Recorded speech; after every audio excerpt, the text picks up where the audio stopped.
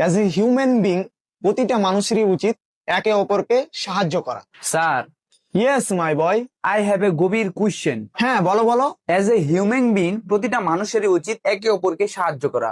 আপনি কি ওই নৈতিক বাক্যের পক্ষে নাকি বিপক্ষে? অফকোর্স মাই বয়, আমি এ বাক্যের পক্ষে। Why not? তাহলে স্যার, পরীক্ষার হলে আমি যে আপনার কাছে এতবার সাহায্য চাই, আপনি আমাকে সাহায্য করেন না, তাহলে কি আপনি মানুষ না অমানুষ? ਬਿੱਲੋ ਬੱਗੇ ਬਿੱਲਿਆਂ ਦਾ ਕੀ ਕਰੇਂਗੀ। আমি একজন টিচার।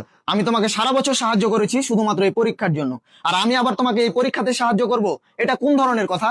আচ্ছা বুঝলাম স্যার, আপনি একজন টিচার, কিন্তু আমার বন্ধু ও তো আর টিচার না, ও একজন স্টুডেন্ট। তো ও যখন আমাকে পরীক্ষার হলে সাহায্য করতে চায়, সেখানেও তো আপনি বাধা দেন, আমাকে সাহায্য করতে দেন না।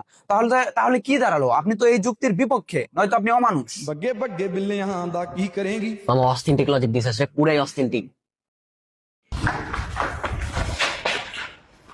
কি করে বুঝবেন যে আপনি একজন প্রপার বাঙালি? যখনই আপনি ফ্রিজ খুলবেন তখনই দেখতে পারবেন একটা কাটা লেবু, মানে অর্ধেক খাইছে আর অর্ধেক রাইখা দিছে। এই অর্ধেক কবে কে কখন খাবে তার কোনো গ্যারান্টি নাই, বাট এটা স্টিল ফ্রিজে থাকবে। যদি আপনি আপনার বেডের তোষকটা উল্টান তাহলে দেখতে পাবেন এখানে অজস্র শপিং ব্যাগ রাখা থাকবে। আপনার ঘরে যত বড় আলমারি থাকুক না কেন, চেয়ারের উপর এভাবে জামা কাপড় রাখা হবেই। আপনাকে অলওয়েজ খেতে দেওয়া হবে মেলামাইনের প্লেটে, বাট লুক, এইখানে কিন্তু কাচের প্লেট আর কাচের জিনিসের অভাব নাই। এগুলাতে কে কবে কখন খাবে তার কোনো গ্যারান্টিও নাই।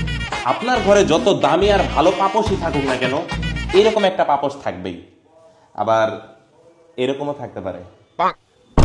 সকাল বিকাল বা সন্ধ্যা হোক, আপনি যখনই বলবেন যে আম্মু আমার ক্ষুধা লাগছে, তখন আপনার মার মুখ থেকে একটা শব্দই বেরোবে, ভাত খা। না মানে বলতে পারে না যে বার্গার পিৎজা খা। যখন আপনার হালকা ক্ষুধা লাগবে, কিছু খাইতে ইচ্ছে করবে, তখন আপনি ফ্রিজটা খুলবেন, আর ফ্রিজ খুলে দেখবেন যে এটার মধ্যে একটা আইসক্রিমের বাটি। বাট যখন আইসক্রিমের বাটিটা খুলবেন তখন দেখবেন এটার মধ্যে আদা বাটা, রসুন বাটা, এমনকি মাছও থাকতে পারে। ধরুন আপনার বাসায় কোনো অনুষ্ঠান হয়েছে বা কোনো অ্যারেঞ্জমেন্টের জন্য সাজানো হয়েছে, তখন ওটা যদি একদিনের জন্য সাজানো হয়, মাসের পর মাস ওটা এভাবেই করে থাকবে, মানে সাজানোটা খুলবে না।